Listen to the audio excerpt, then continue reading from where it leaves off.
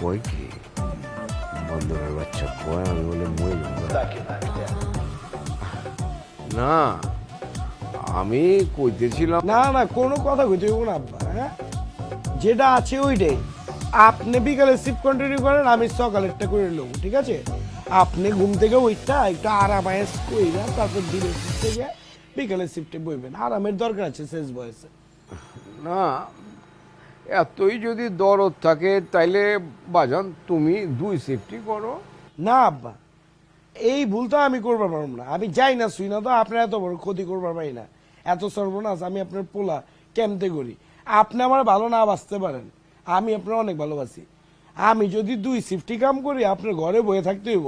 আর এই বয়সে আটকা যদি আপনি বয়া পড়েন, কাম কাজ না করেন, খালি খান দান ঘুরে বেড়ান আর খালি রেস্ট করেন, তাহলে কিন্তু আপনার বিভিন্ন ধরনের রোগ শোক ধরে আলাইব। এই ডায়াবেটিস হয়ে যেতে পারে, বিভিন্ন আরো রোগ হয়ে যেতে পারে।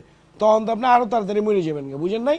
এর লিগে কইতেছি সকালবেলা একটু আরামায়েস করলেন, বিকালবেলা হালকা পাতলা কাজকর্ম করলেন, সুস্থ থাকবেন, বুঝছেন না? সুস্থ জীবন দরকার। কাজকর্ম একবারে ছেড়ে দিলে মরে যাবেন, বুঝেন নাই? এখন ঘুমান, কোনো টেনশন নিয়েন না। আমি সকালে আছি, আপনি বিকালবেলা গিয়ে কাম করেন।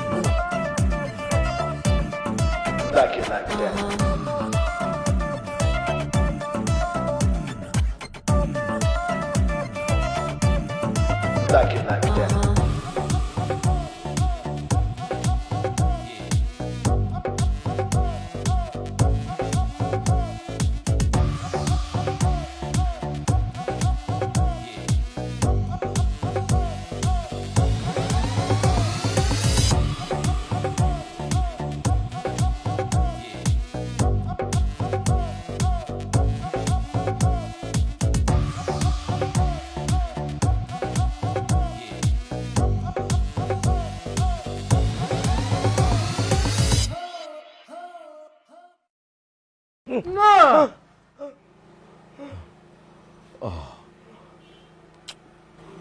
আচ্ছা এগুলি কি? হ্যাঁ, আরে চোখটা লেগে আইছে, কাঁচা ঘুমটা চিৎকার বেড়ে তো বন করে দিলে সব তো শেষ হয়ে গেল। আর আপনি কি করছেন? হ্যাঁ, জিন দেখছেন না ভূত দেখছেন? এইভাবে যে আটকা লাভ দিয়ে উঠলেন, এত জোরে চিৎকার দিলেন। আরে ভূতই দেখছি। এরকম স্বপ্ন দুঃস্বপ্ন যেটারে কয়, এটা আমি আর কোনো দিন দেখবার চাই না। আমি এরকম ভূত জিন দুঃস্বপ্ন বাস্তবের স্বপ্নে কখনোই দেখবার চাই না। দৌড়ো।